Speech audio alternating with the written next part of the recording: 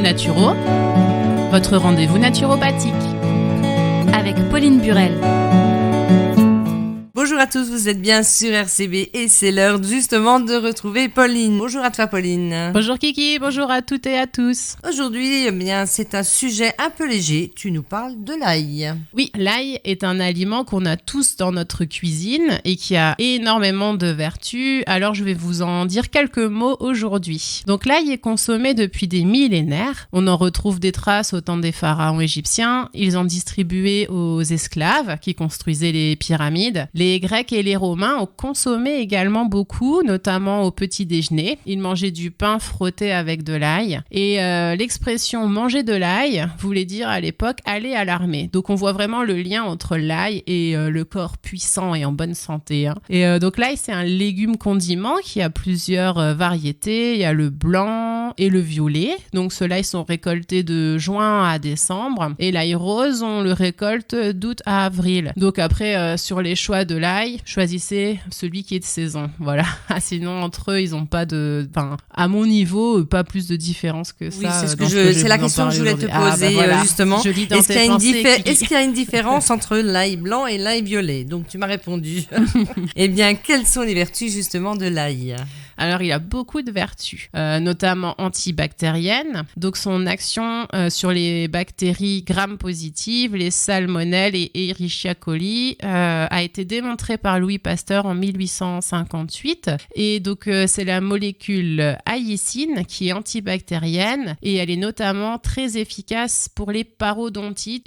Donc, c'est les infections buccales aux infections buccales en général au niveau de la gencive. Il a aussi des vertus cardiovasculaire, ça c'est assez connu. Il réduit le taux de cholestérol, de triglycérides, il fluidifie le sang, il diminue la pression artérielle et neutralise les radicaux libres. Donc il est vraiment très très bon pour la santé de nos vaisseaux sanguins, surtout les artères. Après, il est moins efficace que des médicaments, on est d'accord? Donc on va l'utiliser en préventif ou en complément de son traitement médicamenteux. Si on a de la tension, du cholestérol, si on a eu des accidents cardiovasculaires comme de l'AVC ou de l'infarctus, si par exemple vous avez fait un contrôle et qu'on a dû vous poser des stents, très intéressant de prendre de l'ail parce que ça va diminuer le risque que ça aille autre part. Donc ce que je veux vous dire, c'est que si vous avez un diagnostic vraiment d'une pathologie cardiovasculaire et que vous devez prendre des médicaments, faut pas prendre de l'ail à la place, faut le prendre en plus.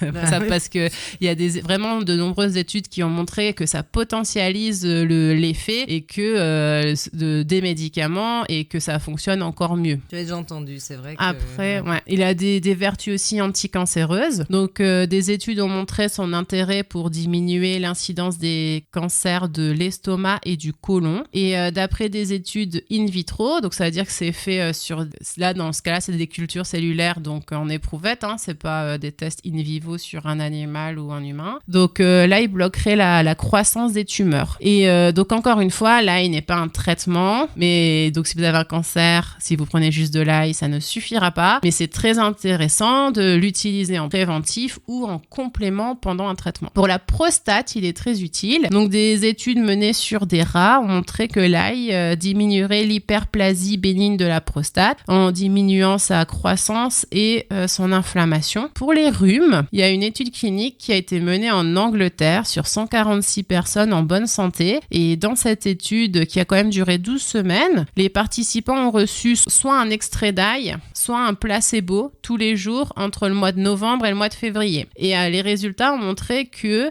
les rhumes ont été moins fréquents dans le groupe de personnes qui ont pris de l'ail par rapport au groupe placebo et les personnes qui sont quand même tombées malades qui prenaient de l'ail se sont rétablies plus rapidement que celles qui étaient malades et qui avaient juste le placebo. Donc 146 personnes, ça commence à être vraiment une étude intéressante et significative. Ensuite, il est fongicide, comme on l'a dit la semaine dernière pendant l'émission sur les candidoses. Là, il y a une action sur les champignons, donc en traitement de mycose plantaire par exemple, on pourrait en mettre directement sur la zone, mais attention, ça peut être irritant pour certaines personnes. Donc sinon, on peut l'utiliser sous forme d'huile essentielle aussi, j'en parlerai après. Il est bénéfique aussi pour le cerveau. Donc il y a une étude américaine qui a montré que l'ail permet permettrait aussi de prévenir le vieillissement du cerveau et des maladies comme Alzheimer et Parkinson notamment, grâce à un composé spécifique qui s'appelle le fruargue. Mais c'est encore vraiment en mode investigation pour l'instant. Ils cherchent et... C'est encore dans la recherche. Voilà. Est-ce que l'ail des ours que l'on trouve dans notre belle vallée a bien sûr les mêmes vertus? Alors, on a moins d'études sur l'ail des ours, mais elle a aussi des vertus de protection cardiovasculaire. Elle a aussi des molécules qui sont antibactériennes et elle est aussi antioxydante. Donc, il y a quand même pour aussi l'intérêt dans tout ce qui est maladies cardiovasculaires et aussi en prévention des maladies rhume, infections, etc. Est-ce que tu peux nous en dire un peu plus sur l'ail noir? Oui, donc l'ail noir, on le retrouve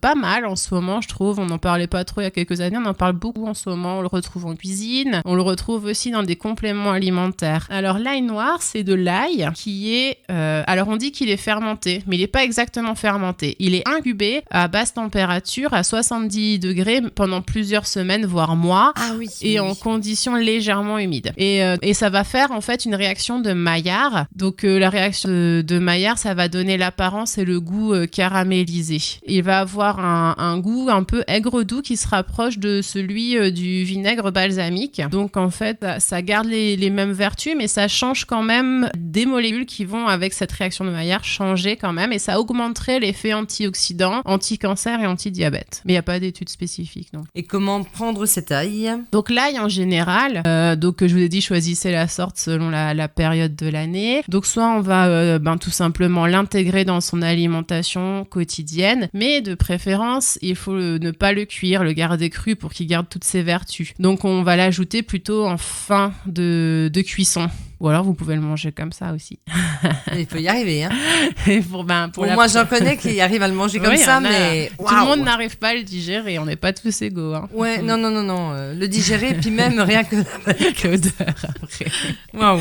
Et pour la prévention du rhume, je vous avais donné la recette, on peut faire du miel à l'ail. Donc en fait tout simplement on met des gousses d'ail qu'on laisse pendant un mois dans du miel, on essaye d'enlever les bulles, tout ça. Et du coup après là par contre l'ail il est confit, donc on peut le manger là en entier facilement, c'est moins compliqué du coup. Et après on peut tout simplement le prendre en complément alimentaire, donc on va le retrouver sous forme de gélules, soit extrait sec ou ail en poudre. Alors je vous avais déjà expliqué dans d'autres émissions, l'extrait sec il va être plus cher parce qu'il est plus concentré. L'ail en poudre c'est tout simplement la plante qui est pulvérisée et micronisée et mis en gélule après, donc pour pas avoir ce problème de quand on la mange crue que c'est pas forcément facile. Alors l'avantage d'extrait sec c'est plus concentré, l'avantage de l'ail en poudre c'est qu'on a le totum de l'ail, ça veut dire qu'il y a absolument toutes les molécules de l'ail